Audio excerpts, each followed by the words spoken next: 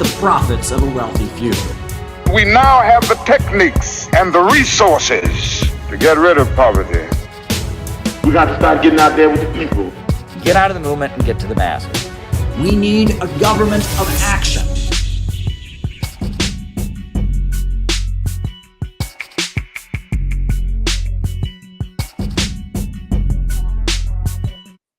All right, everybody. So glad to be here with all of you. Yeah, just had to get myself set up, had to go for a little walk out in the neighborhood, get some unnamed diet beverage. Since I'm doing this, right? We're going to do these more, but hit the like button, hit the subscribe button, hit the notifications bell. I'm going to talk to you all about what I think is important. For those of you who may not be familiar, my opening remarks are how we start out the show, where I just kind of tell you what's on my mind for today. What it is I want to talk to you all about. Then from there, we do a roll call where I call you all out as I see you, names and locations. We find out who it is on the other side of the camera. And then from there, I just answer your questions for the rest of the program. I'm going to adjust the camera a little bit. Still getting set up, I guess. There we go. It's always better when it's closer to you. So if you got something you want me to talk about in the second half of our program, the best thing to do is to send a super chat here on YouTube, send a Rumble rant on Rumble, send a Rockfin tip on the Rockfin. We're on all three platforms. That's the way we're going to do things. I'm looking forward to a nice afternoon chat. Just a quick announcement for those of you who may not be familiar. We are having our Center for Political Innovation National Conference in December 2nd in Portland, Oregon. And we need you to be there. And it's going to be a great event. It'll be the largest event we have done yet. The hall holds 250 people, and I am confident that we will fill the hall. If you can make it, I would make your travel arrangements soon. And if you want to send us a donation, you can do that. And this is the direct donation line to CPI. So I'll just put that. It's in the description down below, and I'll put that here in the chat if you want to send a donation to help us do the conference. Always appreciated. I'm going to jump right into my opening remarks. I'll be writing down I guess they'll just be kind of coming in. I'll be taking note of people's questions as they come in. That'll be good. So, just let me know. Let me know what you want me to talk about in the second half of the program. So, as I told you, I just went to the bank. I just went out in my neighborhood, had to go to the ATM at the bank. Had to go and get some groceries, got some unnamed diet beverage, right? The drink, which I'm now drinking on the streams because we're doing afternoon ones. I can't do it at 10 o'clock at night or I'll never fall asleep. But this caffeine gets me through the day. And I'm drinking the unnamed diet beverage. But anyway, I went to the bank, and it's the bank I usually go to. I use the ATM at the bank, and I put my card in because I had to put my card in to get in. The door was not unlocked. And I thought, that's odd.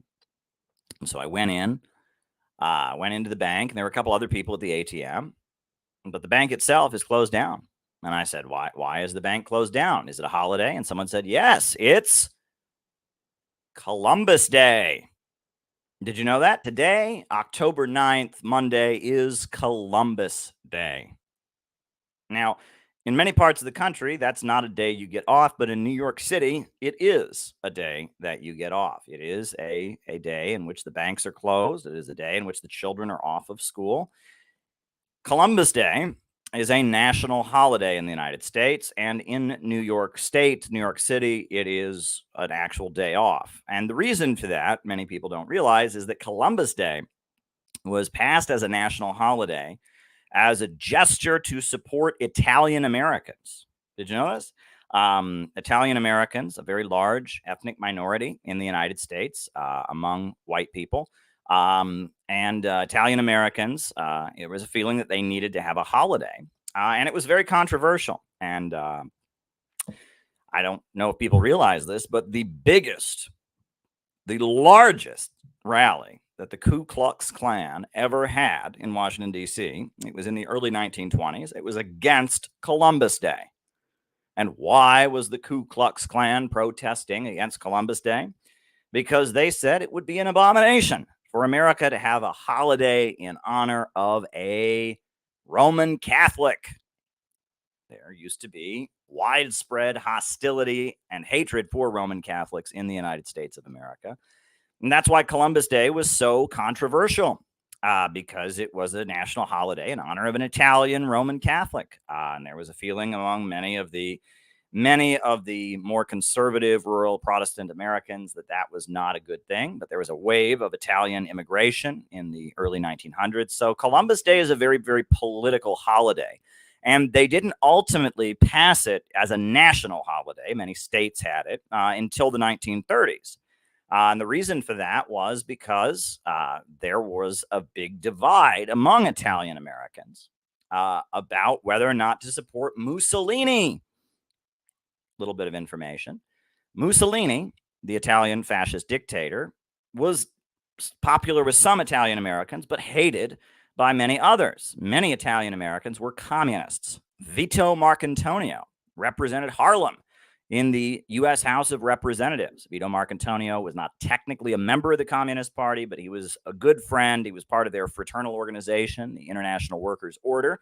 And in addition to that, he followed their foreign policy. He read, daily worker articles onto the floor of Congress. Vito Marcantonio was an Italian American, and he was a communist, and he was in the House of Representatives. The New York City Council during World War II had 2 seats that were held by Communist Party members, and they both were in Harlem, New York City's neighborhood in Manhattan, Harlem, Upper Manhattan, and they were held by Peter Cuscione, another Italian communist, and Benjamin Davis, who was African American. And they were the 2 communist members of New York City Council during the Second World War. So among Italian Americans, Columbus Day was quite controversial later. Now, when they were initially passing it, it was something all Italian Americans wanted, and the Ku Klux Klan opposed it. But as the 1930s got going, and as Catholic anti-communist fascist groups emerged, you had Father Coughlin, you had the Silver Legion of America, William Dudley Pelley, and other groups. There became a divide among Italian Americans about whether or not they would support the Communist Party and Roosevelt and the labor unions and the Popular Front, or whether or not they would support fascism. And among the fascist Catholics, who were very much in favor of Columbus Day, there was kind of an alliance between them and some conservative elements. And long story short, that's how we finally got Columbus Day as a national holiday. It's interesting to see how things lined up. But ultimately, the way we got Columbus Day was when it became a way for the U.S. ruling class to reward the fascist wing of the Italian community against the communist wing of the Italian community. As far as Christopher Columbus himself, not going to spend too much time on that. Many people point out his name wasn't actually Christopher Columbus, that he was an imposter. There's all kinds of theories. He didn't actually discover America. It was actually some guy named Leif Erikson. But then other people say that, there may have been Chinese sailors that reached America. The whole Christopher Columbus thing is the greatest cliche with which to criticize American education. We're all taught about Christopher Columbus in school. And I will say that because I was from a small town in Ohio, I did get the classic, in 1492, Columbus sails the ocean blue. I do remember that in 2nd grade. And I do remember, the little storybooks, the patriotic storybooks about Columbus. So I got a chunk of that when I was a kid. But I got the tail end of it. I think they really stopped doing that in the 1990s. But I got a chunk of classic American education. So if you are an Italian American, happy Columbus Day. If you are a Native American or a person who recognizes the horrendous crimes that Columbus committed against indigenous people, I do apologize. That's what's going on. That's what's going on. I'm sure there's probably some protest against Columbus Day happening in New York City somewhere, but there you go. But the big thing on everyone's mind today is Palestine. We all know that, right? Palestine is on everyone's mind. And I want to point out a couple unique aspects of what's happening in relation to Palestine. A huge amount of protests took place over the weekend to support the Palestinian people against Israel.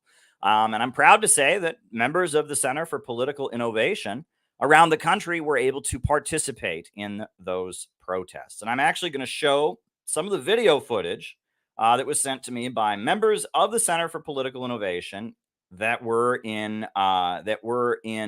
Chicago who participated. So I'm going to show that video here. Definitely worth watching. I'm going to just download it. I'm going to show you some of our video of CPI's participation in the Palestine rallies that happened in Chicago. That was great. And shout out and thanks to our Chicago wing of the Center for Political Innovation. It is a very, very active division of the organization. We have a very active group of people in the Chicago area. They do very, very important activism. So, I'm just waiting for their videos to download. So there's that. Okay. All right. So I guess I can show the videos now. They have downloaded. So this is some of the footage of Center for Political Innovation members marching in the streets of Chicago. There we go. Here we go. So yeah, here's just a little bit of footage there.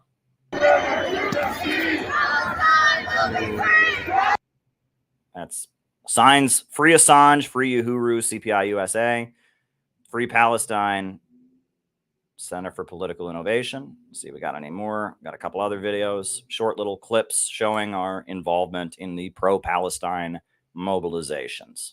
Always good to show that we were there. Always good to show that. Okay, here's another one. Free Palestine! Free Palestine! And the occupation now!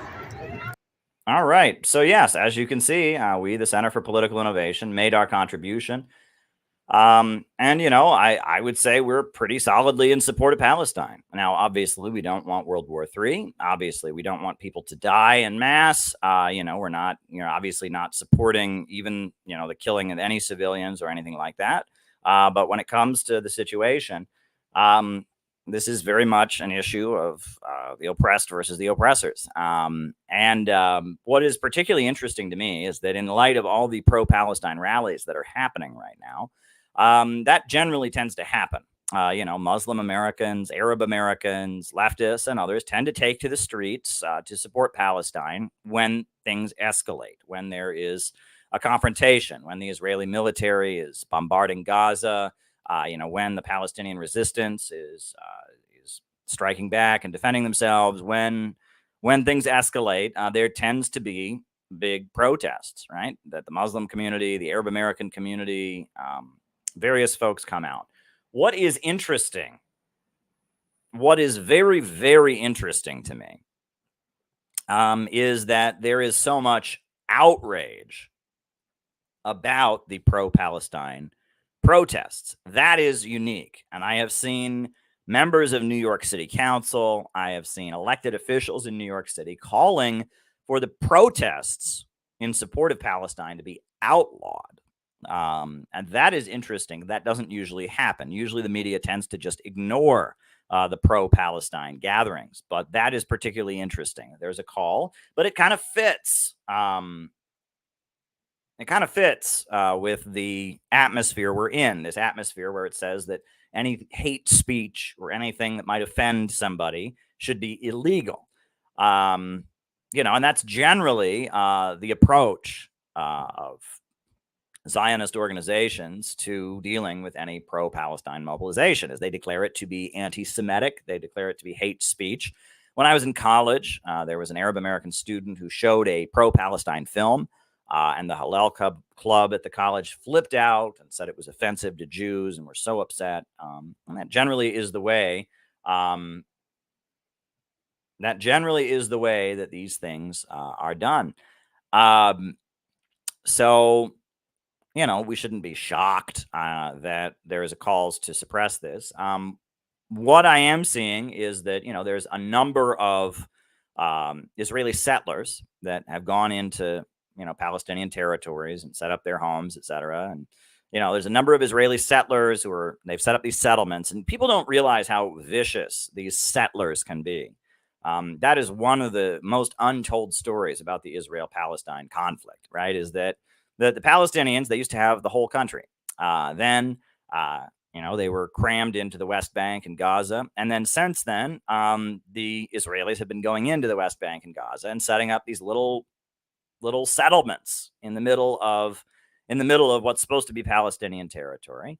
And the Israeli government subsidizes them, and the Zionist community raises money for them to do that. So even in the little parts of what we call Israel that are reserved for Palestinians, the Israelis go and set up these settlements. And the Israeli settlers are particularly nasty people. They particularly hate the local Palestinian population. They are moving into these areas designated for Palestinians because they want to make a political statement. And they are known to do very, very nasty things. They will find a house that they want, and they will, convince the Israeli military, oh, it's a terrorist house, and they'll bulldoze the house, and then they'll build their settlement on top of it. And they'll be particularly cruel and nasty as they do it. There's video of Israeli settlers, they go into a house where there's an old woman, like an old grandmother or something. And the Israeli settlers, they want it for themselves. And so the old woman is crying. She's crying because she's going to lose her home. And they're dancing around and celebrating and laughing about the old woman crying. And, there's other things that happen when the Israeli military does airstrikes. The settlers will all sit on their roofs and watch the airstrikes and watch, homes being destroyed, and they'll applaud. And the Israeli settlers in particular are particularly nasty folks. They are making a political statement that they don't think Palestinians have the right to be anywhere within the so-called borders of Israel, which is where Israel's borders. Israel won't even define its own borders. But in the West, they don't believe Palestinians have the right to be in the West Bank or in Gaza, and they are encroaching on that territory to make a political statement, and they go to great lengths to harass and offend the local population, the Palestinians. And so the Palestinians will target them. Now, we understand that in light of the recent events, there's a number of these Israeli settlers that have been taken captive, that have been taken hostage. What's going around social media is the claim that the Palestinians are raping all these women. Are raping women among the hostages. Now, obviously, we don't know if that's true. Is it possible that some atrocity could be committed by the Palestinians against an Israeli hostage? Sure, it's possible, and I'm not denying that. But there's many people that are saying that these alarmist reports, don't match the reality. But this is the line of the pro-Israel wing of the internet, is that the Palestinians took all these Israelis hostage, and that they're raping the women, and that if you defend the Palestinians, you are, quote, a rape apologist. That is the new talking point among Zionists. And that's interesting because it seems like this is the Me Too, that Israel is taking Me Too, and they are applying it to make propaganda to support Israel. Now, that's not to say that, that such things aren't happening, but, and that's awful, right? And I'm against crimes against women in any context, in the context of war, in the context of an armed conflict, in the context of everyday life. But that's an interesting turn. And I have seen people saying that that these things are not true. And, now, as someone is pointing out, how many Palestinians sit in Israeli jails? Yeah, lots and lots. And almost every Palestinian teenager at some point expects to be picked up and held in an Israeli jail at some point. And there's routine detention of Palestinians. There'll be times they go through the checkpoints and they just get murdered at the checkpoints. And, of course, and Armenia never tells us that side of the story. So, that's a lot of things that are going through my mind as I watch this play out. It's interesting that this is what's also disturbing, I will say, is that there's a big section of right-wing media that is blatantly calling for killing every single person in Gaza. Right. And we'll see that a lot of the right-wing media that's more critical of escalating against Russia, that's more critical of sending weapons to Ukraine, is also, calling for just flattening Gaza, killing all the Palestinians. Take note of that, right? That, there may be people on the right that we can talk to about some issues that are atrocious on the other. Laura Loomer, people like that are taking a particularly horrendous stance on the issue. It's also worth noting that many of the weapons that apparently were used, and this is very interesting, reports are widely circulating that many of the weapons that the Hamas forces used to carry out their dramatic move, many of the weapons originated in the United States. And that's very interesting, right? These are U.S.-made weapons. Of course, they want to blame it all on Iran. And I would argue that Iran is a central part of this, and I'll talk to you all about why. But they want to blame it all on Iran. They want to blame it all on, anti-imperialist forces in the Arab world. But it apparently, these videos are yet to, these videos are yet to surface, to be verified, I guess. But apparently, these weapons very much are weapons of U.S. origin. And that is something to be concerned about. And the USA has dumped a huge amount of weapons all over the world. It's not just Ukraine. It's Latin America.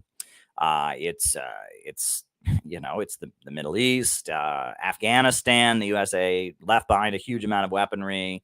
The USA, during the 80s was just unloading weaponry into Afghanistan to fight the Soviet Union. And, all over the world, the USA tends to supply weapons to different forces, and weapons tend to get sold and negotiated. The Mexican police get weapons, and then those weapons end up in the hands of the drug cartels.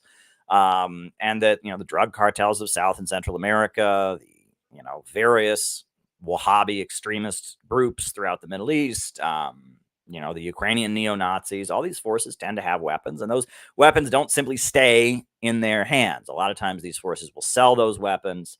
So it'll be interesting to see where these U.S.-made weapons came from. Did it come from Ukraine to the Palestinians? Did it come from from Afghanistan to the Palestinians? Where did it come from? I'm curious to hear about this. And I think that that'll be a very, very interesting story to see where these U.S.-made weapons that Hamas has been using, where did they come from? Now, one thing that's particularly interesting is some of these weapons, and this I find to be fascinating. Some of these weapons are Israeli missiles that were shot at Hamas or at, Palestinian territories and didn't detonate. They were duds. And the Palestinians were able to take these Israeli missiles, these duds, and get them to work and then shoot them back. Now, that is an impressive military feat. You want to talk about, your enemy shoots a missile at you and it doesn't go off, and you have the technological capability, the skill, and the know-how to go to the dud, safely repurpose it, and then shoot it back at your enemy. Now, that is some military prowess if I've ever heard it. And that indicates that even though the Palestinians are certainly not anywhere near the level of Israel or the Western countries in terms of their weaponry, they are apparently quite sophisticated in their military capabilities. That is really quite dramatic to be able to pull that off. So that's an aspect of this conflict that is kind of blowing my mind. But yeah, those are my thoughts so far. I'm seeing the calls to outlaw the pro-Palestine protests from the Zionists. I'm seeing the Zionists use the Me Too argument to try and cancel any support for the Palestinians. I'm seeing the story about the weapons, which is developing, which is fascinating. But that brings me to, I want to talk to you about why this is happening now. because we have to understand this in a geopolitical context. Why now? And I see all the questions that are coming in. You're all on the list. I see 3 have come in so far. You're on the list. I don't see any Rumble rants yet. Don't see any Rockfin tips, but you're all on the list. Yeah, I'll be answering questions in the second half of the program. So keep them rolling in. Give me something to talk about. But as far as the geopolitics here, it is very clear that the main force of resistance to Israel and U.S. imperialism in the region is the Islamic Republic of Iran. The Islamic Republic of Iran is the center of resistance to U.S. imperialism and Zionism in the Middle East. And anyone who denies that is a fool, all right? And that there are certain forces that want to hold on to the Iraq-Iran war narrative. I understand that you may feel that Iran acted incorrectly during those years, but that was in the 1980s, okay? This is the 2020s. Iran is not the same country it was. Things have changed. Iran is in a much more anti-imperialist position, is aligned with the communist countries of the world. It's much more complicated than that. Iran, the Islamic Republic, is the center of resistance to Zionism and imperialism in the Middle East. That is a fact. And anyone who denies that is an opportunist and is a con man, is a liar, okay? There are forces aligned with Qatar and Turkey and the Muslim Brotherhood that like to deny that among the Muslims of the world, and they are pro-Western, and they believe in Western capitalism, and they're wrong. There are forces among the sectarian left that try to deny that. Trotskyites, sectarian communists who are mad at Iran or whatever, and they're delusional. And if you can't recognize that, the Islamic Republic of Iran is the center of resistance to Zionism and imperialism in the Middle East right now, you are not accurately understanding that. So with that understanding, Iran and its allies in the region refer to themselves as the axis of resistance. And Iran is a major supporter of the Syrian Arab Republic, which is a socialist government. It's a coalition government. It's the Ba'athist Arab Socialist Party, led by Bashar al-Assad, aligned with the Communist Party of Syria and the Communist Party of Syria, Bakdash, and the Syrian Social Nationalist Party. All of those parties form a coalition government. It is a socialist constitution for the Syrian Arab Republic. They come out of the anti-imperialist Ba'athist upsurge of the 1960s and 70s. They are aligned with Iran, and Iran has been one of the main forces backing them in the attempt to overthrow them. In addition to that, in Lebanon, you have Hezbollah, and Hezbollah is a Shia Muslim organization inspired by the Islamic Revolution of Iran. It began as various self-defense organizations that were formed when Israel invaded Lebanon in the 1980s. They eventually merged into one organization that took religious inspiration from the Iranian supreme leader, and that is called Hezbollah. And Hezbollah is in Lebanon. And it is a big chunk of the government in Lebanon. It is, it is a legal, political party in Lebanon, and is a big chunk of the Lebanese government. In Yemen, you have the Ansar Allah, the Houthis, and in Bahrain, you have the Bahrain Freedom Movement. The people of Bahrain are largely Shia Muslims, even though the government, the king imposed on Bahrain by the Kingdom of Saudi Arabia, is a Sunni government that does not recognize the right of Shia Muslims. All throughout the region, you have what is called the axis of resistance. And the axis of resistance is not only Shia Muslims. Among the axis of resistance, you have secular forces like the communists in Syria. You have Sunni Muslims. The majority of the Syrian Arab army and the fighters for Assad in Syria are Sunni. You have Christians, and there are Christian militias. There's a Christian wing of Hezbollah. There are a number of members of Hezbollah that are Christians. No one talks about that, of course. There are other forces, right? However, the reason this is happening now, and you need to understand why this is happening now, is this is happening largely because Barack Obama failed. Let me repeat that. The events that we're seeing right now in the Middle East show that Barack Obama failed. Why? Almost immediately after Barack Obama took office, Barack Obama went on a campaign to try and improve U.S. relations with Muslims around the world. And part of that was faking out the Muslim world that he might be a Muslim. His name, obviously, is Barack Hussein Obama. Hussein is a Muslim middle name. In addition to that, they made a big deal about the fact that he went to a Muslim school in Indonesia when he was a kid. They made a big deal out of the fact that he met with Edward Said, the Palestinian academic, and that there was a huge effort to convince the Muslim world that Barack Obama might be a Muslim. He never said he was a Muslim. He always identified as a Christian. He was a member of a United Church of Christ in Chicago, a very wealthy church that is largely African American, like the wealthy African American church in Chicago, led by Reverend Jeremiah Wright. That's what he was a member of. However, as you can see, there was a huge effort to fake out the Muslim world that he might be a Muslim, and right-wing, Fox News propaganda had a lot to do with that. The right wing was always accusing Obama of being a Muslim, and that actually helped Barack Obama. Now, no one talks about that, but that is the truth.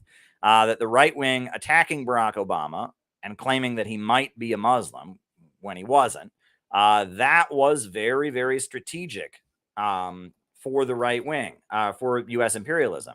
It was very strategic for them to play up the idea that he might be a Muslim. And then as Barack Obama took office, and he was basically pulling a Napoleon, right? This is what Napoleon did when he conquered Syria and Egypt for the French colonizers. He put up posters everywhere saying that he was a Muslim when he wasn't. So Barack Obama pulled a Napoleon. He went to Egypt, and in Egypt, he tried to reset U.S. relations with the Muslim world. He apologized to the Muslim world for some of the coups that have gone on, etc.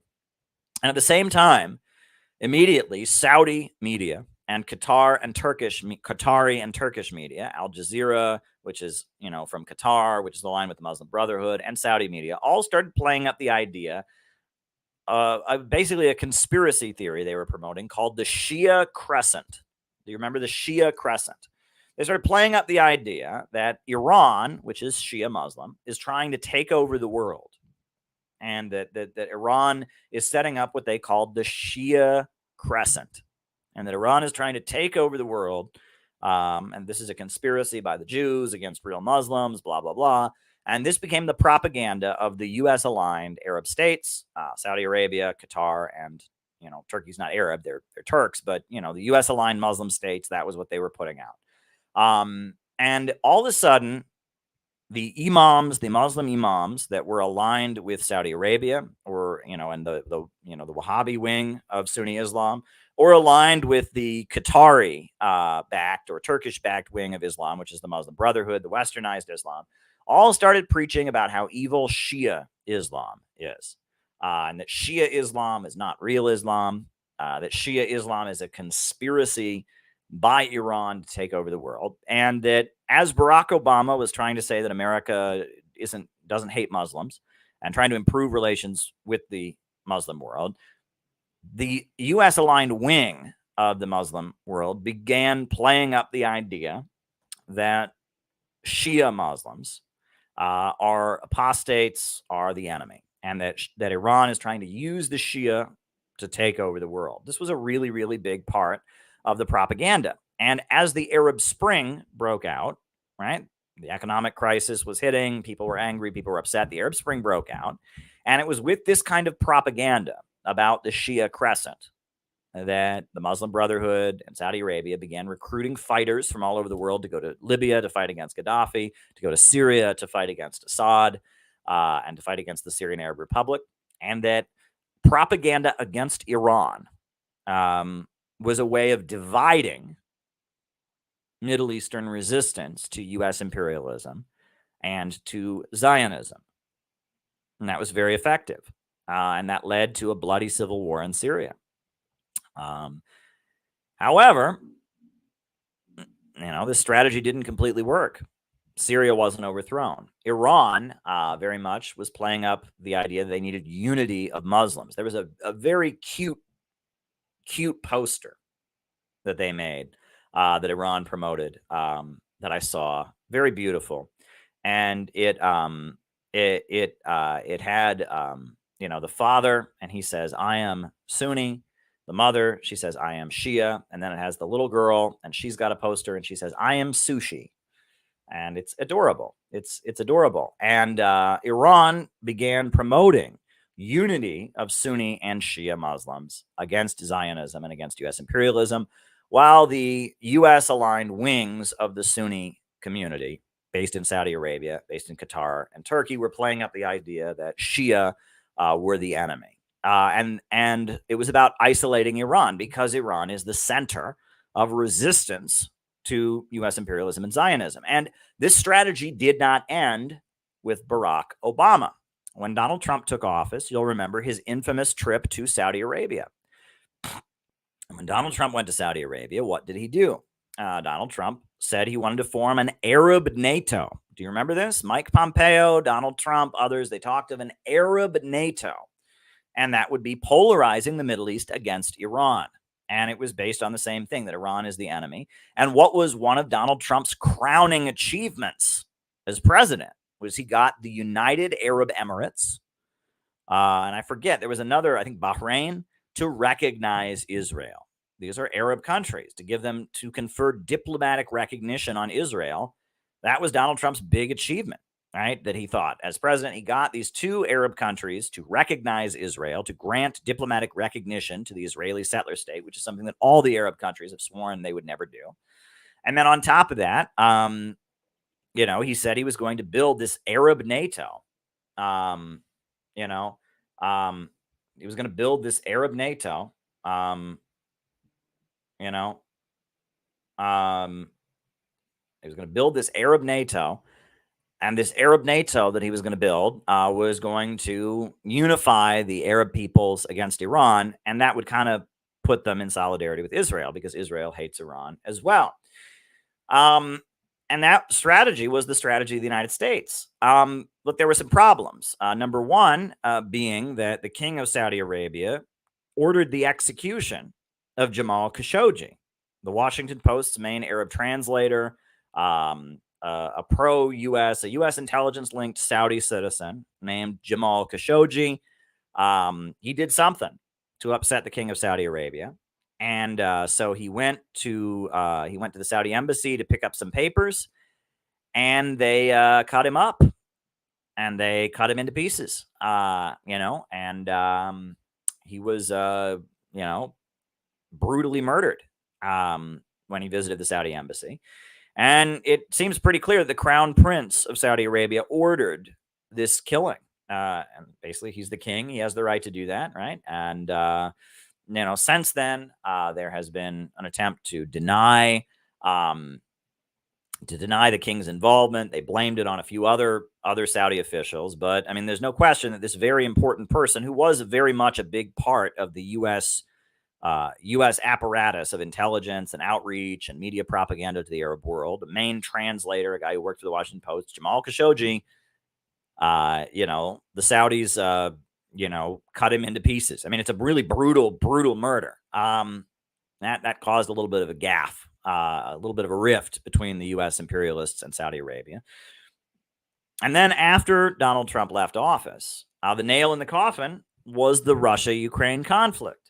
And the Russia-Ukraine conflict, when that happened, as things escalated, as Russia moved in to finally protect the peoples of Donetsk and Lugansk, the United States made the demand on countries around the world that they immediately drop all their ties and all their relationship with Russia. And many countries that were aligned with the United States that are not completely on Russia's side, that are not aligned with Russia, that are part of the U.S. camp generally, said, no, we're not going to do that. You saw Turkey certainly didn't do that. You saw that India certainly didn't do that. Brazil certainly didn't do that. Well, one of the countries that is generally pretty solidly in the camp of the United States in Middle Eastern affairs is Saudi Arabia. Saudi Arabia, Joe Biden said to them, all right, we're going to cut off Russia. We're going to do everything we can to economically isolate Russia amid the Ukraine conflict. And Saudi Arabia said, no, we're not going to do that. Why? Why did the Kingdom of Saudi Arabia, that, buys millions of dollars in U.S. weapons, that mainly exports all of its oil to U.S. oil companies, Shell, Chevron, BP, and ExxonMobil, why did the Saudis not go along with the U.S. effort to isolate Russia? Here's why. Saudi Arabia is a major oil exporting country. So is Russia. They are OPEC. They're part of the oil exporting world. And Saudi Arabia and Russia both have the ability to manipulate the oil price.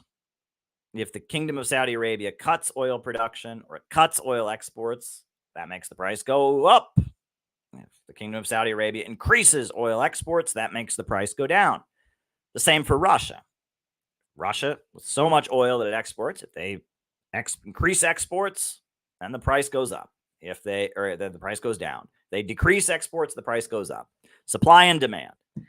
And the Kingdom of Saudi Arabia has to be able to negotiate with Russia how much their oil export will be. If not, they won't be able to effectively manipulate the price. And if they're not on the same page, if Vladimir Putin can't call the Crown Prince of Saudi Arabia and talk about oil prices, if the Crown Prince of Saudi Arabia can't call up Vladimir Putin and negotiate the oil prices, both countries are going to be in a world of hurt economically. They need to have this ability to communicate. And Saudi Arabia was told they needed to just completely throw Russia under the bus. No purchases of Russian equipment, no, sanctions, demonize Russia. And the Saudis are like, no, we can't do that, Joe Biden. We can't do that because we're a major oil exporting country. We need to be able to call up Putin and negotiate the oil prices. And so Joe Biden got on a plane. I don't know if you remember this. He got on a plane and he went to Saudi Arabia and he begged the Saudi king to play ball with him, the Saudi crown prince to play ball with him. The king is pretty old. It's really the crown prince who's running things. And no luck. So Saudi Arabia, a country that is generally following the orders of the United States, at this point is so alienated from the United States and is so unwilling to play ball with the United States, they're not willing to cut off Russia. And so it's pretty clear that this Arab NATO that Donald Trump was trying to build, that Barack Obama was trying to build, and that Shia crescent strategy of isolating Iran has failed. As a result of the Chinese government and the Chinese Communist Party, Iran and Saudi Arabia now have diplomatic relations with each other. And there was a train in the last month that went from Moscow to Iran to Saudi Arabia. And now there are regular railway transport between those three countries. So Barack Obama's strategy of polarizing the Arab world against the Iranians in the name of anti-Shia hysteria about the Shia crescent, that strategy on the part of Barack Obama, which was then followed up by Donald Trump with his attempt to build an Arab NATO, that strategy has failed. It has completely failed. And that has created a moment through which the Palestinian forces, of which Iran is the primary backer. Hezbollah is the primary, the main backer of Hezbollah is Iran. Iran is the backer of the Islamic Jihad in Palestine, the IJP, and many other forces in the Palestinian resistance. That has created a situation where the Palestinians can full speed ahead without the fear that the Saudis and other Arab countries will work against them. The Saudis are not going to stop the Palestinians this time because they're back being friendly with Iran. They're back being friendly with Syria. Syria, the Syrian Arab Republic that was booted out of the Arab League, now is a member of the Arab League again. The war in Syria failed, and Syria is once again recognized by all the Arab countries. The Syrian Arab Republic now has recognition by all the Arab countries. The war in Syria is over, and the Syrian Arab Republic has won. The Ba'athist Arab Socialist government has won.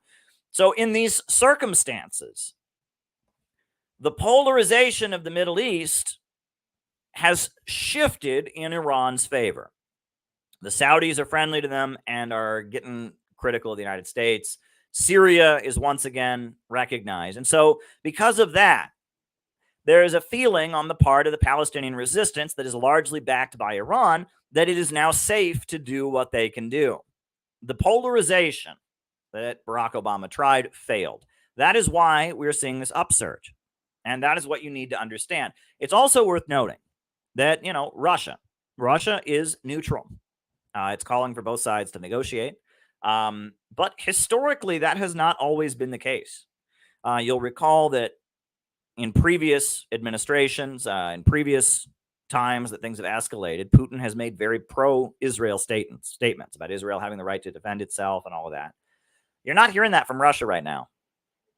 Now, Russia's not cheering for the Palestinian resistance. It's not giving support to the Palestinian fighters. So that's important to keep in mind. But at the same time, Russia is not condemning them. It's calling for de-escalation. The Russian position is de-escalate.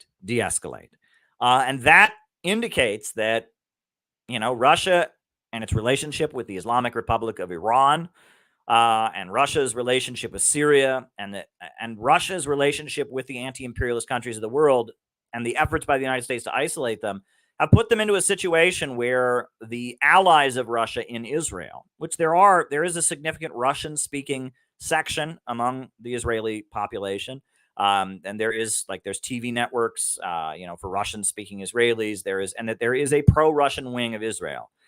That wing of Israel that is pro-Russian is less and less important to Russia, while the forces of anti-imperialism around the world that Russia is friendly with, that are supporting the Palestinians, is more important. So Russia, it seems, is taking a much more pro-Palestine stance in this conflict than it has historically taken. Right? I have not heard anything from Putin about Israel has a right to defend itself or anything like that.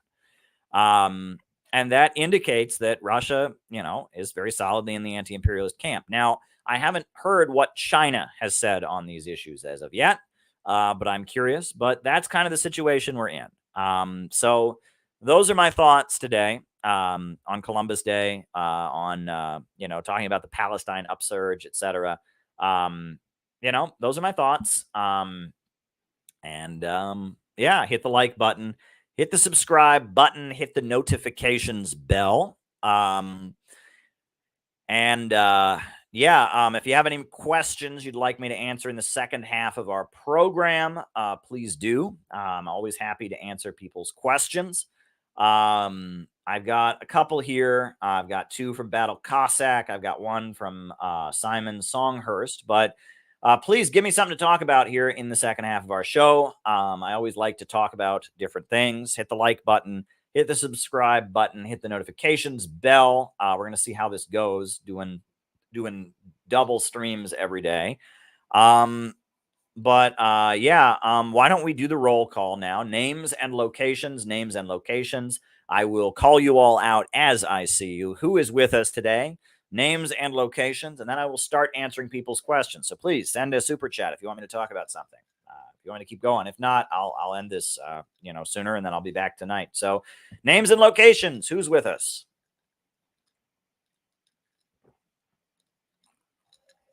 Who is with us this afternoon? We got Dustin Schlesinger in Cleveland, Ohio. Love Blind Hate in Bingham, New York. Utica, New York, Mark Jones. Chris in Salt Lake City is with us. Fakio in Kanazi is with us. We got Patch in Arizona. We got Balthazar in Oakland. We got Saviero Falioni in Mexico. We got Meredith and Quinn in Washington. I hope I'll see you at the conference, by the way, in Portland. Ian Chester in England. Jenny Lynn in Cincinnati. Bill Preston in New Hampshire. Shout out to you. Anna Vrat in New Delhi. Serbia in the house. Wow. Gary in Canada. Oslo, Norway. Argentina. Alex from Brazil, Zaire in Denmark. That's one of the great things about doing these noon streams. Folks from Norway, folks from Denmark, it's a much better time for you than me doing it late at night at like 4 a.m. your time. So we got someone from New Delhi, India. All right. So that's why we got Battle Cossack from Argentina, Bob Troy in New York. Welcome, Bob. Good to have you. Hi from Northern Michigan, a better America. Wow. Love you too. Love you too. We got Hubba Bubba and Sue from Hollywood. Welcome, welcome. Welcome, welcome. Names and locations, folks. Names and locations. Calling you all out as I see you. I see Ellie is on the Rockfin. Ellie, shout out to Ellie. She was in the video supporting Palestine. Hempcar has sent a tip asking me, okay, so you'll be one of the first ones I answer, Hempcar, since you sent a Rockfin tip. You sent 2 of them. Wow, okay. Very, very good. Ellie is in the chat. So is Victory Gin. And Victory Gin is in New Mexico. Shout out to you, Victory Gin. He's in the Rockfin. So we got it. So much more activity on the Rockfin today than previously, and that's good. And I'll be getting to those questions. I see St. David's Bermuda. St. David's Bermuda is in the Rumble chat. Very, very good. So yeah, if you got any questions, Rumble rants on the Rumble. Here's Ellie is also on the YouTube. Rumble rants on the Rumble, Rockfin tips on the Rockfin, and another super chat from Battle Cossack. Another super chat from Battle Cossack. And that is a super chat here on YouTube. So there we go, folks. Glad that we can have this time to just have one of our lovely afternoon chats. Always good to engage with all of you. We're doing 2 a day. And it is appreciated. So glad to be here with all of you. Oh, we got Leif Jacobson in Denmark. Another Denmark person. This is why I do these afternoon chats, so that people in Europe can see me live. We got Dan Keating in New Jersey. Welcome, Dan. Welcome, Dan. We got Zach in the Smoky Mountains. Welcome, welcome, welcome. My dad did hiking in the Smoky Mountains years ago. Very, very good. So, I'll start answering people's questions now. Now that we're entering the second half of the program. So I don't see anything on the Rumble, but I do see some Rockfin tips from Hempcar, who calls himself Jacob in Wisconsin. So I'm going to answer the 2 Rockfin tips from Hempcar. He says, didn't Kissinger back Pol Pot in Cambodia? Was he a real communist? What is the best way to prove Mao and Stalin didn't kill millions of people? Have you debated anyone on the topic or the claims the Bolsheviks were backed by big banks? That's a lot in one question there, Hempcar. But I will answer that point by point. Did Henry Kissinger back Pol Pot? Yes, that is proven now. It is proven that Pol Pot was on the payroll of the CIA. That is well documented. There's no question about it. Google Pol Pot CIA. The Khmer Rouge were backed by the United States. There is no question about that. There is no question about that. Now, I have always told people that the best book to read on the Kampuchea War, and I have it here, I believe. I think it's up here, is called The Revolution Rescued. Do I have it? It's called The Revolution Rescued by Erwin Silber. And I generally have it on my bookshelf. I don't know where it is today. I've waved it around on these streams. You can get a PDF of it online. It's called The Revolution Rescued by Erwin Silber. Erwin Silber was a Maoist, right? He was from Line of March, but he realized that the position of supporting Pol Pot was not correct, and so he published this book, Kampuchea: The Revolution Rescued, and I will post a link to it in the chat. And I would argue Pol Pot was not a real communist, and the reason for that. The reason for that is that the basis of communism is industrialization. You can't have communism in poverty. And that, unfortunately, during the Cold War, many communist governments fell into the trap of thinking that they could create an egalitarian society in poverty. However, Pol Pot took that to a nutty conclusion. Pol Pot, with his year 0, argued that Cambodia did not need industrialization, that they could build communism on the basis of an agrarian economy, and argued that an agrarian economy was more revolutionary than industry because industry was somehow bad. Pol Pot was an anarcho-primitivist. He confiscated all the money and burned it because he thought money was capitalist and it was reactionary. He started executing people who could read, who wore glasses or who could read because he thought they had privilege. And the idea was to eliminate the privileged class, and that Pol Pot, he took from Maoist communism the concept of the Cultural Revolution, the concept of trying to kind of create pure communist relations and egalitarianism, the concept of opposing the Soviet Union. All of that is not good. He took the worst aspects of the Cultural Revolution and he amped them up to the next level. Even in the Cultural Revolution in China, there was an emphasis on industry, on electrification, on construction. But Pol Pot opposed industrialization. Now, Pol Pot lived in France and was trained in France, and he returned to Cambodia at a rather strategic time. And there's some people who think he may have been a Western intelligence, operative the whole time. He was a nut, right? He was a fanatical anti-progress, anti-industrialization, and he was largely a peasant Jacobin, right? And one big aspect you have to remember, anywhere you go in the world where you have a communist revolution, peasants are angry people, okay? And you don't blame them. If I was a peasant, I would be very angry too. The peasantry, the level of oppression that peasants face in a feudal economy is extreme. Peasants are not allowed to look landowners in the face. There's generally different words that they can use. They can't say you, they have to say thee or thou. I mean, there's like different words that they can use. Think about the Jim Crow South, because many people have argued that the Jim Crow South was kind of semi-feudal and that the sharecropper system, but there were white sharecroppers too, but the way you had landowners who they had their little tract of land, and then at the end of the year, they gave their rent, the portion of what they produced to the landowner, and they got to keep whatever was left over. And it was always rigged against them. It was always, the scales were rigged. They always barely got anything to survive. That's what peasants or serfs live under. And they are constantly humiliated by the landowner. They're constantly degraded by the landowner. There's all kinds of elaborate rituals to humiliate peasants where they can't look in the face. They have to grovel in the face of the landlord.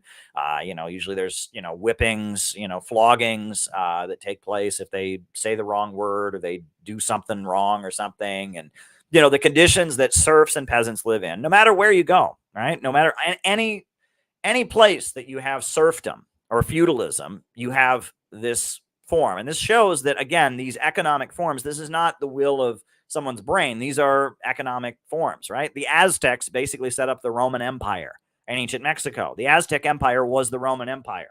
It was a slave empire. They had, instead of having a Colosseum, they had a big, pyramid where they did human sacrifices. But it was the same thing, right? It was the same economic form. And, just in Europe, you had the Roman Empire, you had the Aztecs or the Aztecas in Mexico, right? And that this shows that Marxism points to the objective laws of history. And they did feudalism in China, they did feudalism in Cambodia, they did feudalism in Europe, and they did feudalism in the southern, semi-feudalism in the southern Jim Crow South of the United States. But it was the same basic rules. You have landowners, and then you have peasants.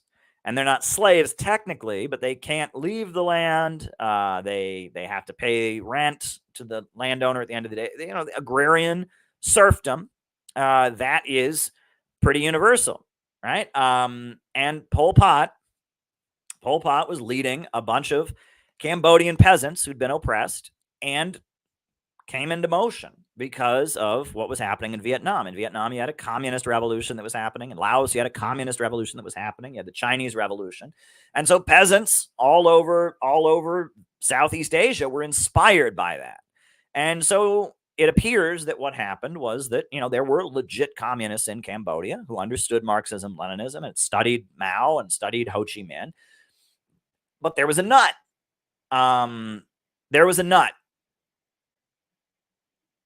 There was an actual nut that they found also, a guy named Pol Pot, who was against industrialization, was against civilization and progress. And he tapped into the rage of the peasants against the landowners, and he developed a bloodthirsty reinterpretation of communism.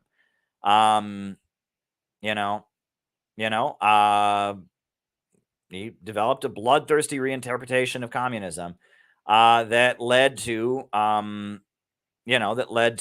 a lot of horrendous crimes. And that some of Pol Pot's policies were actually very similar, very, very similar to what was done by the anarchists in Spain. The anarchists in Spain, the communists in Spain were trying to hold them back because they were executing priests and nuns and torturing priests and nuns to death because they saw the Catholic Church as a symbol of feudalism. And the communists were redistributing the land, and they were doing, and they were opposing industrialization, and that peasant rage unleashed can be very, very dangerous. And that, and many times in both the Vietnamese Revolution and the Chinese Revolution, you see Mao trying to hold back peasant rage. Peasant rage is pretty ugly.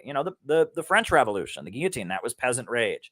And Pol Pot kind of, he did everything he could to attach himself to peasant rage, and he broke with a lot of the materialism of Marxism. And I believe he was backed by the U.S. imperialists. They selected him because he was capable of that. And he spent most of his life in France, which makes me wonder if French intelligence found him and they said, okay, well, we need some kind of communist who's going to take over Cambodia. Let's have it be a guy who's so nuts and dangerous. And these things tend to happen. So just kind of like the U.S. imperialists found Osama bin Laden to fight the Soviets, they find some kind of crazy, bloodthirsty fanatic that will usurp the revolutionary energy. And instead of just trying to oppose a revolution, they find an extreme ultra-left element and make that the revolution, so the revolution can just be utilized for destruction. What is the best way to prove that Mao and Stalin didn't kill millions of people? That's the next part of Hempkar's question. Well, I mean, I wouldn't frame it that way necessarily, but I think the main thing is to point out that what are the Nazis accused of doing? The Nazis are accused of, we all know what the Nazis did. I mean, there's no question they did it. They rounded up people on the basis of their race or their religious background, put them on trains, took those trains to these camps where they had gas chambers and gassed them to death. That's what the Nazis did. There's nothing that Mao or Stalin have ever been accused of doing that is in any way remotely near that in the level of evil. Nothing. Absolutely nothing. Nothing. There is nothing that Mao or Stalin did. Were there prison camps? Sure, but there were no gas chambers in those prison camps. Right? The gulags did not have gas chambers in them. Right? The re-education camps in China did not have gas chambers in them.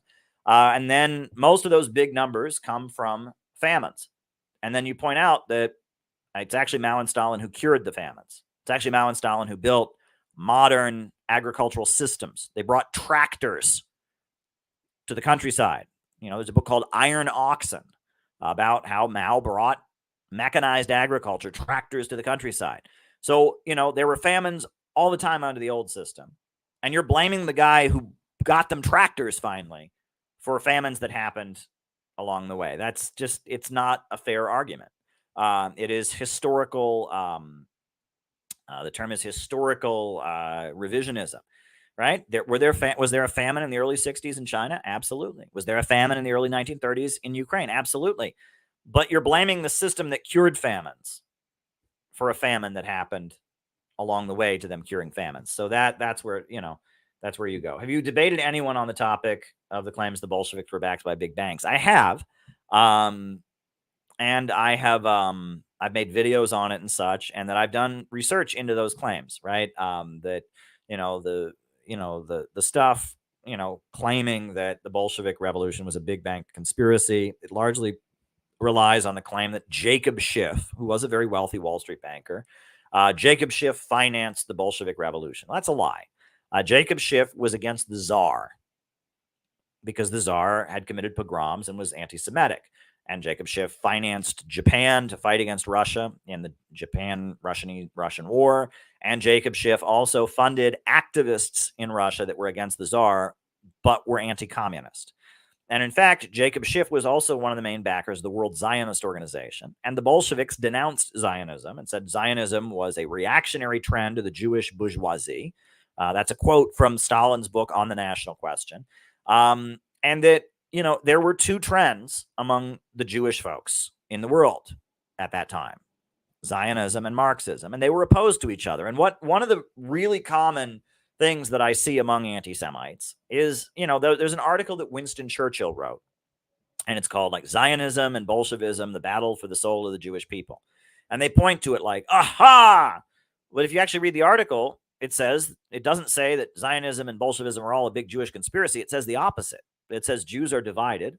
Some of them are Marxists and Bolsheviks, and some of them are Zionists. And he argues that the British Empire needs to back the Zionist wing because it will prevent the Jewish people of the world from becoming Bolsheviks.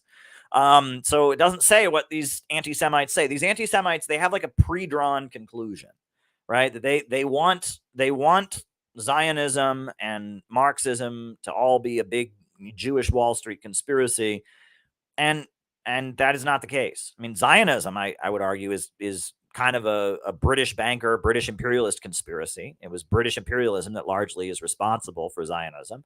The USA, got in on it afterwards, but Zionists hated Marxists and Marxists hated Zionists. And it wasn't until after the Second World War that there was any sympathy for Zionism among communists. And that quickly changed when it became clear that Israel was an enemy of the Soviet Union. When Israel was accusing the Soviet Union of anti-Semitism, when Israel was demonizing Stalin, when Israeli spies were caught in Czechoslovakia and in various socialist countries. So, yeah, that whole narrative, it was very clear that, yes, Zionism and Marxism were the two largest currents among Jews. That's true. But they hated each other, and one side killed the other. So there you go. There you go, Hempcar. Now, your next question on the Rumble rant, Hempcar, you asked, ultimately, we need ashrams. It was only the bus boycotts and salt marches that brought them to their knees. Willie Nelson started a biodiesel rental company.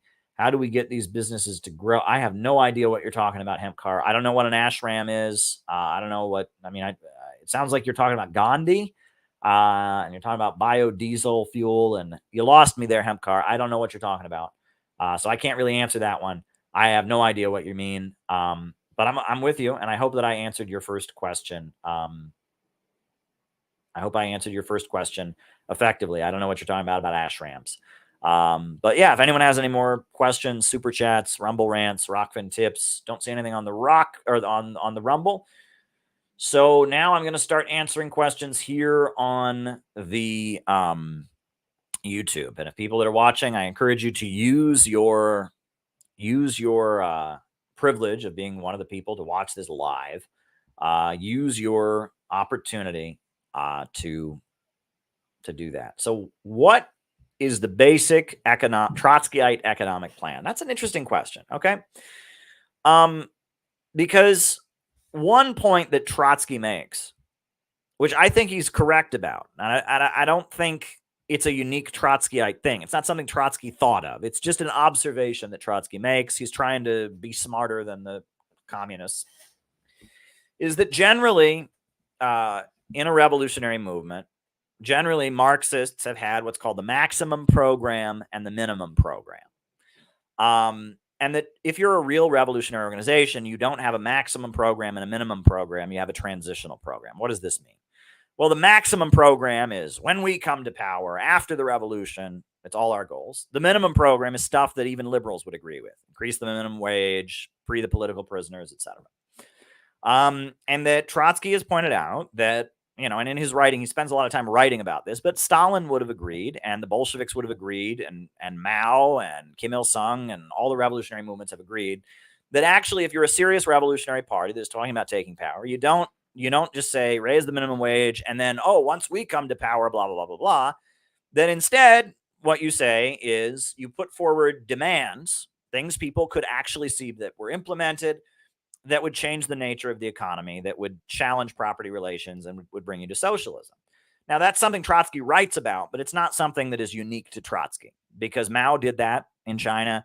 Kim Il-sung, I've read to you all many times, the transitional program on which Kim Il-sung came to power in socialist Korea. It's great. If you get a chance to read it, go and read the radio speech of the transitional program, creating a national health service, creating schools, redistributing the property of Japanese collaborators, right? That communists don't come to power on a program of full communism, and they don't come on to power on a program of, yeah, okay, raise the minimum wage. They come to power with key demands that cut at the heart of the struggle, like redistributing land, like, creating a national health service. And that our 4-point program at the Center for Political Innovation is a transitional program. That doesn't mean we're Trotskyites, but it is something that Trotsky spent a lot of time wanking about, right? And he wrote the Transitional Program for Socialist Revolution.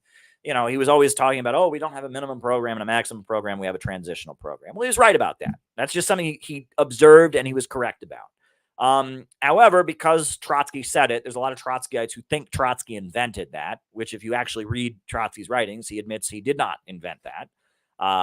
And that's just an aspect of revolutionary demands. And that I'm working on writing something about the PSL presidential campaign, because the Party of Socialism and Liberation, their campaign is a minimum maximum program. It's got things that Joe Biden believes in and fantasies of, oh, when we come to power, we're going to blah, blah, blah, blah, blah. And that is one great way to spot a fraud and a phony is minimum maximum, right? Minimum and maximum are generally the sign of a phony, because they don't ever plan to come to power. They're just going to repeat whatever the liberals say. That's their minimum program. And then, oh, when we come to power, every day after the revolution, we'll have strawberries and cream. And so that's just a sign that someone's playing you. When their program is minimum and maximum, it means they don't really have a plan to come to power. They're not serious about building a mass movement. Whereas if someone's putting forward a transitional program, they're serious. And so, just because Trotsky said this doesn't mean he's right. It doesn't mean that it's wrong, right? Trotsky was capable of observing things that were true about the Soviet Union and other things while being himself an opportunist. And so you're asking, what is the basic Trotskyite economic plan?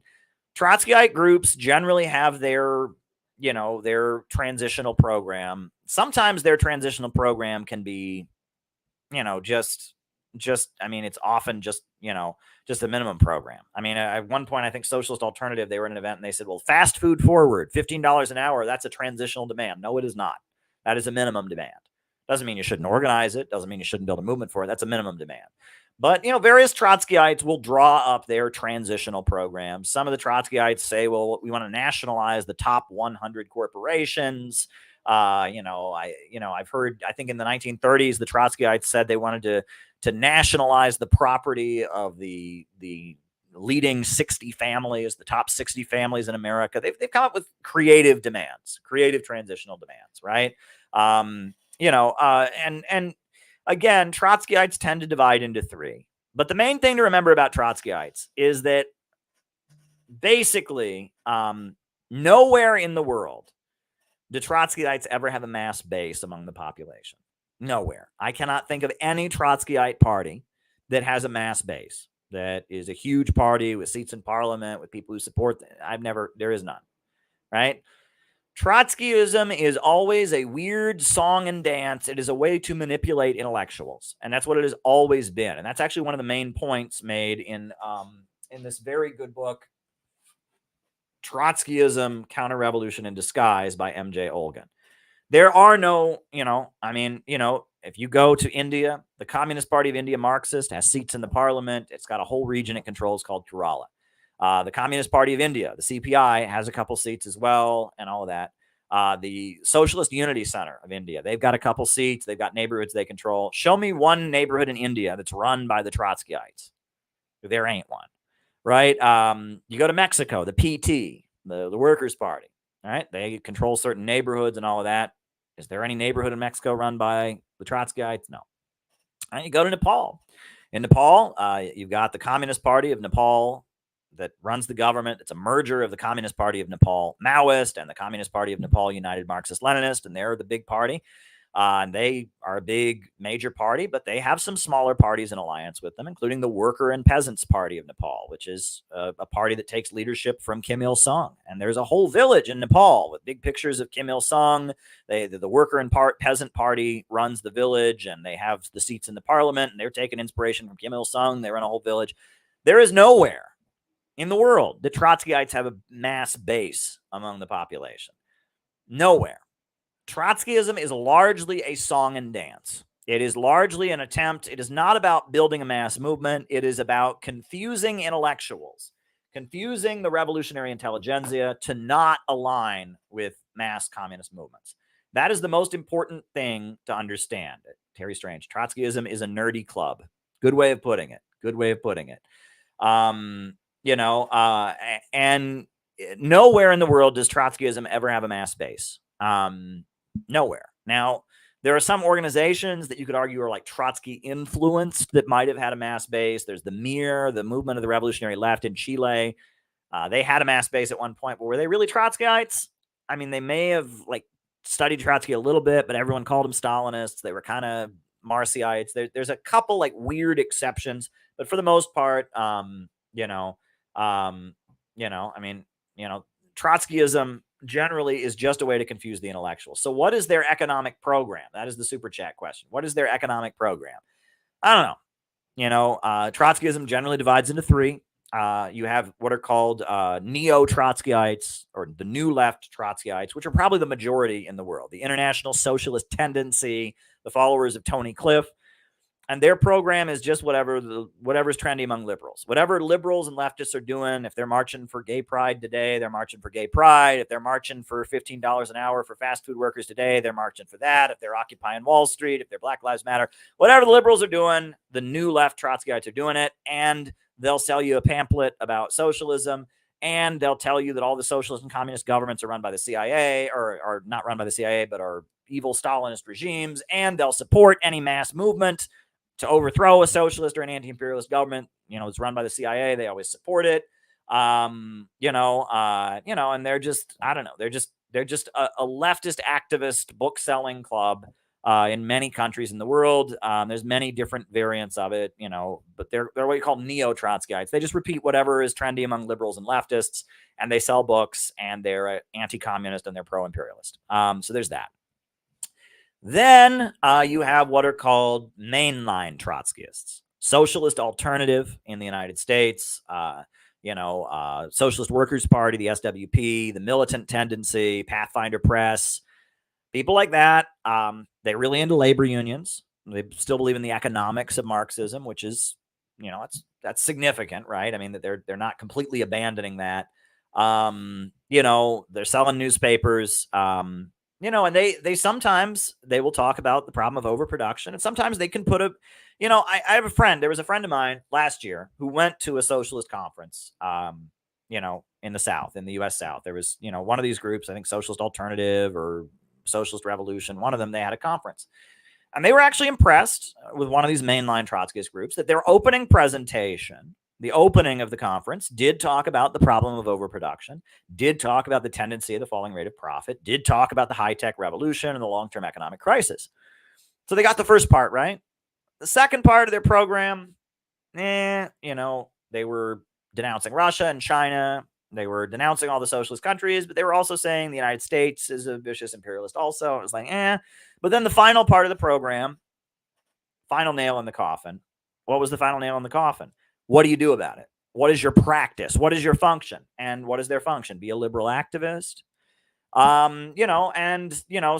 mainline Trotskyites, in some cases, your mainline Trotskyites, because they are actually interested in economics, because they are actually holding on to Marxism to some degree or other, because of that, they will sound okay.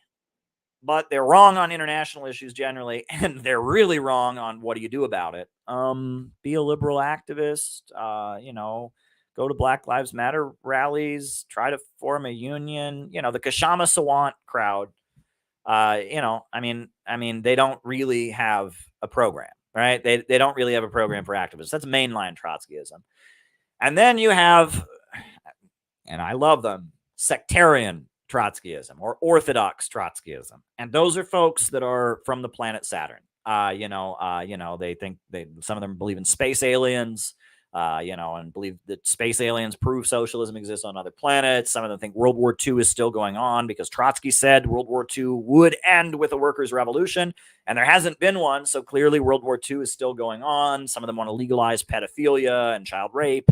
They're all over the place, right? The Spartacist League, the Internationalist Group, the World Socialist Website, the Posadist International, and these are nut jobs. I mean, they're crazy. I don't know. I don't know. I mean, I don't know what to say about them. Those are sectarian Trotskyites, they generally call them. Or Orthodox Trotskyites. But Trotskyism, you're asking me what their economic program is. I guess my answer to you is if you read Trotsky's writing, he really emphasized a transitional program. But in terms of Trotskyism in practice, they don't have a program. They're a song and dance to confuse intellectuals, right? The idea, you have to imagine that there's intellectuals who are angry at the world and want to see justice, and they're like, what should I do? And on the other side, there's Xi Jinping and Vladimir Putin and the Cuban government and Daniel Ortega and the real global movement of resistance, right? And then you have to imagine this clown that stands between them and is blocking their view going, That's Trotskyism. That's what Trotskyism more or less is. It is a clown standing between alienated middle-class intellectuals who are looking for the truth and the genuine global communist and anti-imperialist movement, right? It is blocking their view. It is this clown saying, don't look, look at me, don't look at that, don't look at that.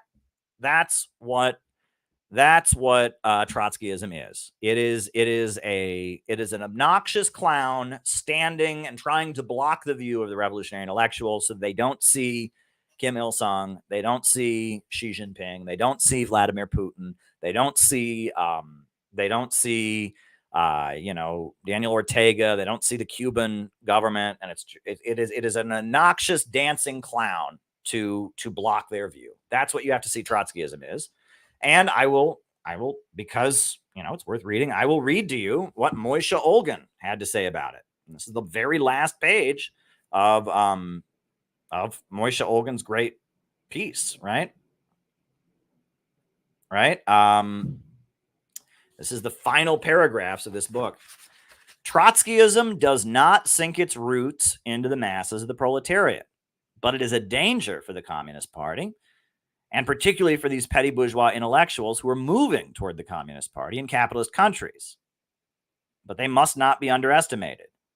It is the petty bourgeoisie that is, through Trotskyism, trying to disorganize and demoralize the revolutionary forces mobilizing against capitalism.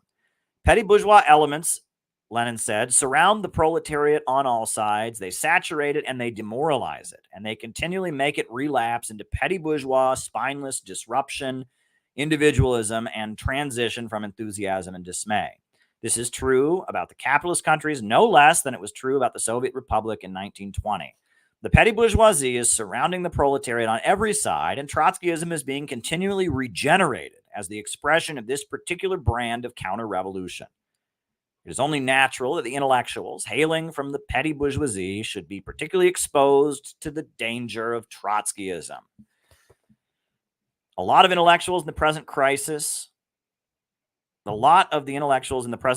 is far from inevitable. Hundreds of thousands have been thrown out of work. Scientific, educational, and cultural activities have been crippled. The intellectual youth has no hope for getting work that would enable it to develop its talents and to lead to comfortable existence. The intellectuals are becoming radicalized, but being petty bourgeois, many of them have an aversion to the Communist Party and to its theory and practice. Here, Trotskyism comes in handy. It gives the intellectuals a way out. It makes it possible for them to pose as communists without participating in the class struggle. It gives them the opportunity to pose as critics of the Communist Party from the left and thus satisfy their desire to appear radical. It gives them a platform from which to fight the Communist Party and thus satisfy their petty bourgeois inclinations. without the same time appearing reactionary. It supplies them with material for the mouthing of phrases about Lenin and Stalin, the Communist International, and the World Revolution, while sticking deeply in the petty bourgeois mud. Makes them believe they are communists, while it caters to their overall petty bourgeois hatred for proletarian discipline and proletarian straightforward revolutionary action. This is precisely why Trotskyism must be branded as the enemy of the working class, why Trotskyism must be shunned by anybody who has sympathy for the revolutionary movement of the exploited and the oppressed all over the world. It must be the supreme task of the toilers in every country to build the Communist Party as a section of the Communist International and to follow its line in the struggle against capitalism and for the Soviet system. So there you go. That is my thoughts. You asked me what the Trotskyite program was. I tried to basically explain to you why there isn't one, because that's not what Trotskyism is really about. All righty.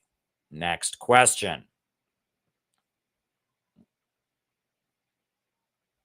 All right. I found that Trotsky wasn't killed by Stalin's agents, but it was one of his followers in Mexico.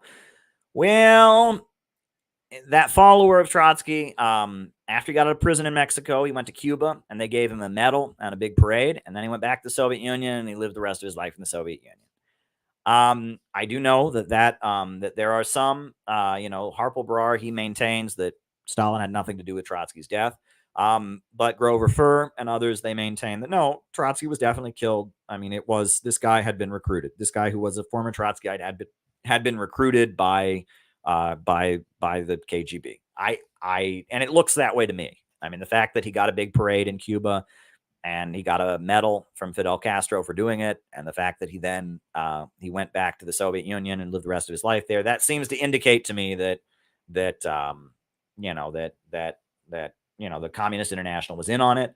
But I mean, I guess it's not solid proof. But they say you should never give your enemy anything they doesn't have. Maybe the Cubans and the Soviet government were just overjoyed he'd killed Trotsky. They just thought it was great, and they just wanted to reward him, even though they didn't ask him to do it. That's possible. So who knows, right? There's no question that Stalin tried to kill Trotsky. There's no question about that. And I remember in New York City years ago, the people who now run the Party of Communists, the PCUSA. I want to make sure this is not a call that I need to take, and it's not. But just the PCUSA, they used to have these little meetings that they would do every once in a while. They would have these little events, and there was an older woman. Ellie sent a Rockfin tip. Okay, and I will answer that next, Ellie. Good question. And thank you. Good thing I wouldn't have looked at the Rockfin otherwise if I hadn't got the notification. Thank you, Ellie. You're next. What was I saying? I was saying something about, there was an older woman who came to those meetings of the U.S. Friends of the Soviet People. They used to have them once or twice a year in New York City. Dr. Angelo D'Angelo, who runs Party of Communists. And I would go to them. And I remember at those meetings, there was an older woman who came who had tried to kill Trotsky. She and her boyfriend at the time, when they were very, very young, this woman was in her 80s, they had gone to Mexico City with machine guns, and they had tried to kill Trotsky. And she would always brag about it at the meeting. She was a senior citizen, and she would get up and she'd say, me and my husband, we tried to kill Trotsky back in the day, and the room would applaud for them. So that was pretty wild. I remember being in that room. It was pretty crazy. But there's no question that that Stalin-aligned people tried to kill Trotsky. Whether or not the guy who actually did it was Stalin-aligned or not is a good question. I think the reason, though, many people point out, when did Trotsky die? Trotsky died right as World War II was breaking out. It had already broken out at that point. And I think the reason that Trotsky was killed at that point, he'd already been found guilty and sentenced to death in absentia in the Soviet Union. But I think there was a fear that because the Soviet Union saw World War II coming, and World War II had started, World War II was already going on. The Soviet Union needed all the help it could get.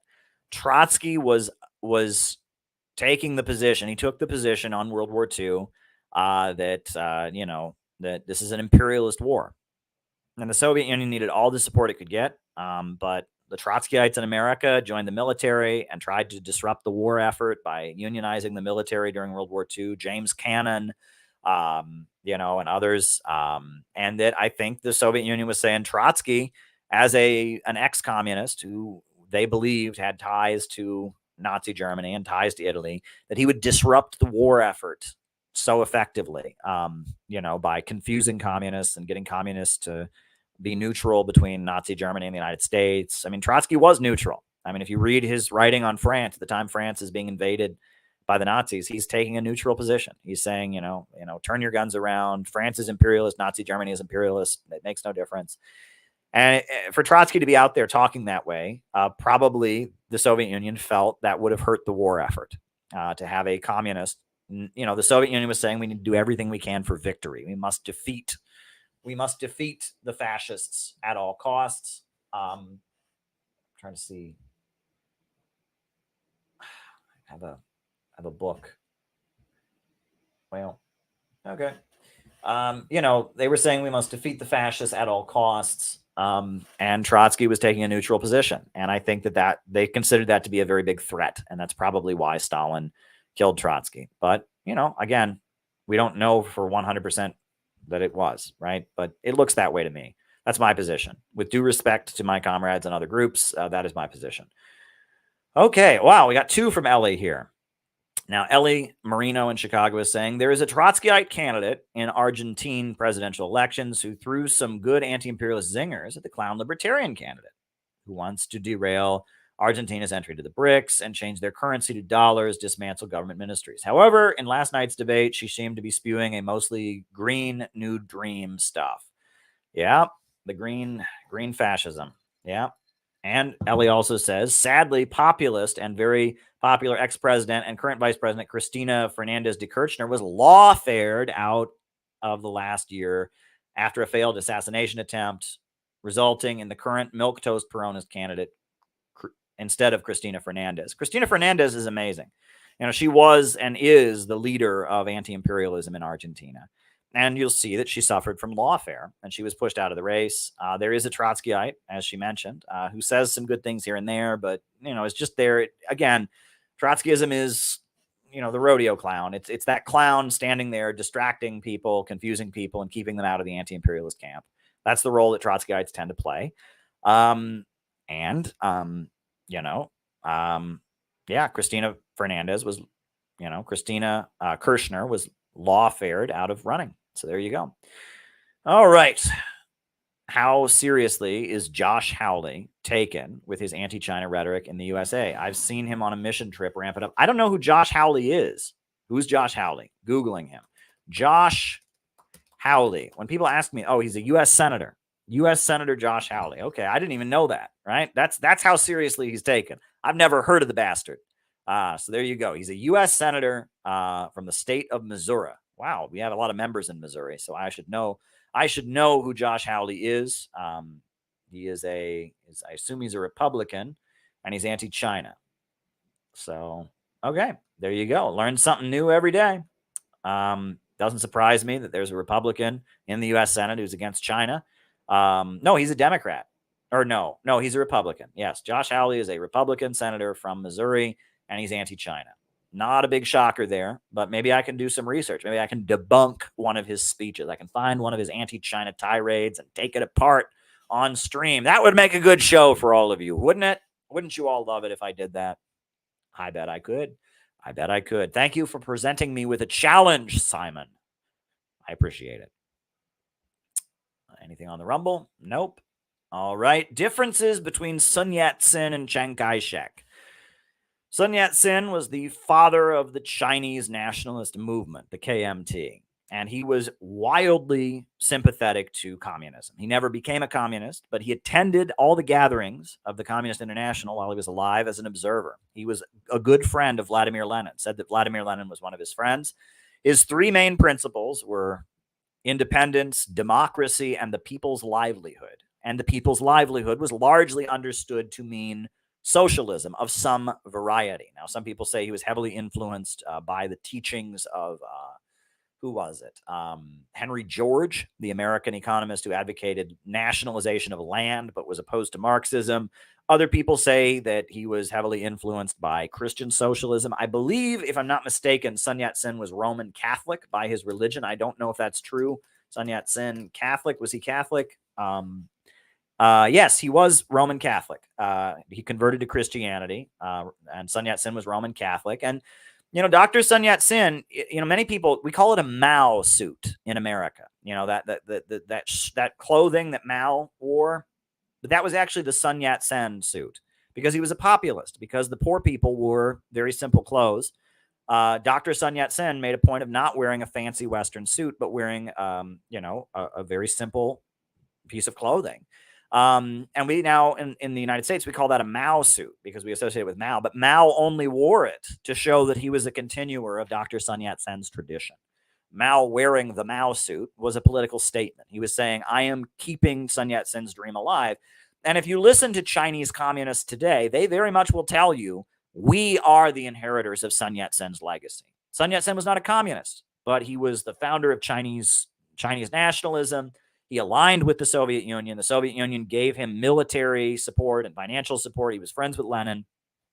Dr. Sun Yat-sen was very much, a friend of the communists, and his wife became a communist. Madam Sun Yat-sen became a very outspoken pro-communist leader in China. If you look at Madam Sun Yat-sen, Sun Yat-sen is generally remembered by communists in a positive light.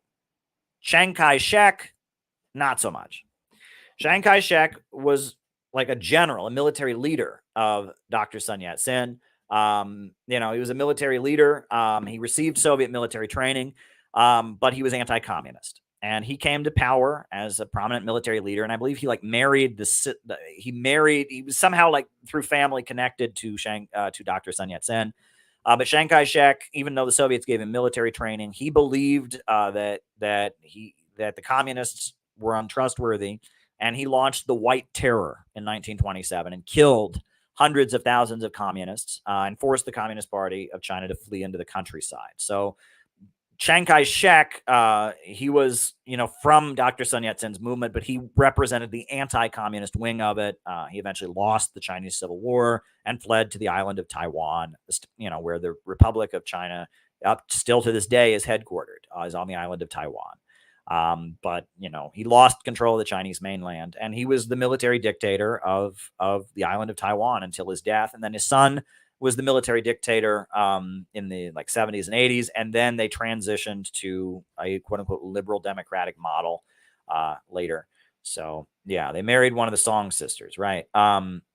Caleb, stop hitting your mic. Kaboom. All right, stop hitting your mic. All righty. All right. And this, I think, is the last question I have. I don't see a Rumble rant, and I don't see anything on the Rockfin, but thank you, Ellie, for your question on the Rockfin. So I guess this will be the last question unless another one comes in.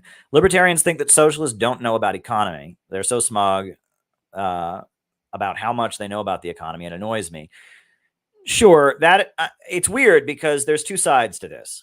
First of all, I have always been annoyed with libertarians because they read basic economic free market theory, Milton Friedman's Free to Choose, Bastiat, the law, Ludwig von Mises, stuff like that. And they think they're therefore economic experts. They know everything there is to know about economics. And, economics, I will say, is a topic most people in the United States know absolutely nothing about and are scared to talk about. They're almost intimidated by it.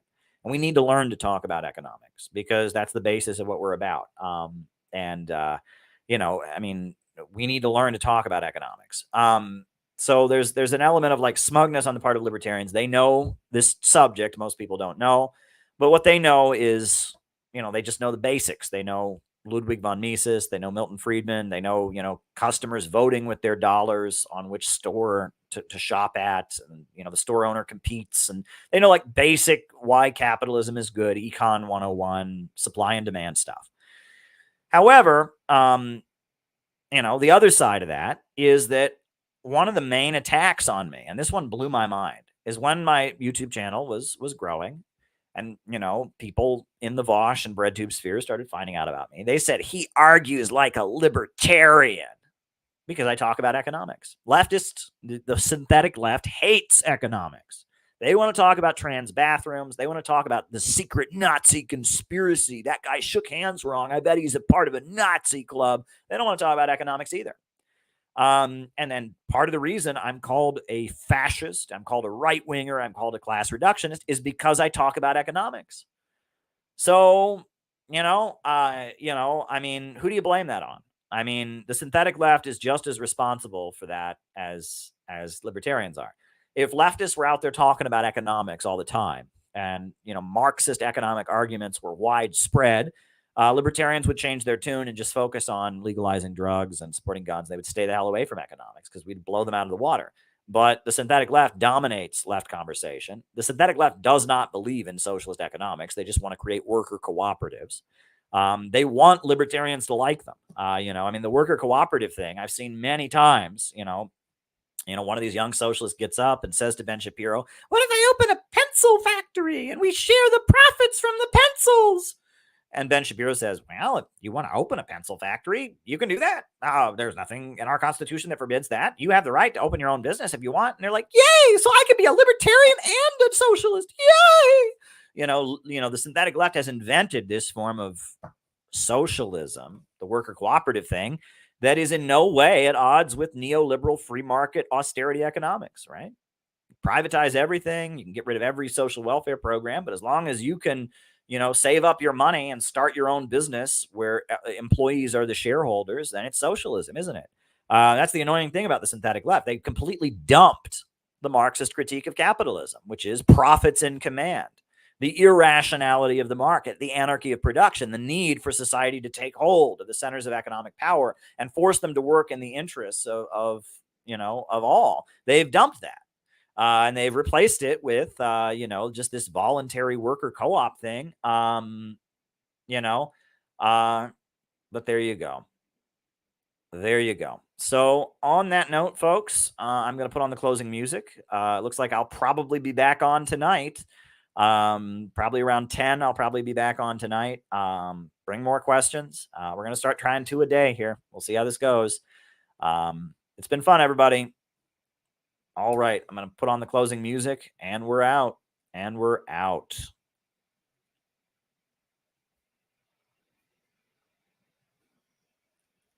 Upsurge. In the struggle against U.S. imperialism is now emerging throughout the world. Ever since World War II, U.S. imperialism and its followers have been continuously launching wars of aggression. But the people of various countries have been continuously waging revolutionary wars to defeat their aggression. And while the danger of a new world war still exists, and the people of all countries must get prepared, revolution is the main trend in the world today.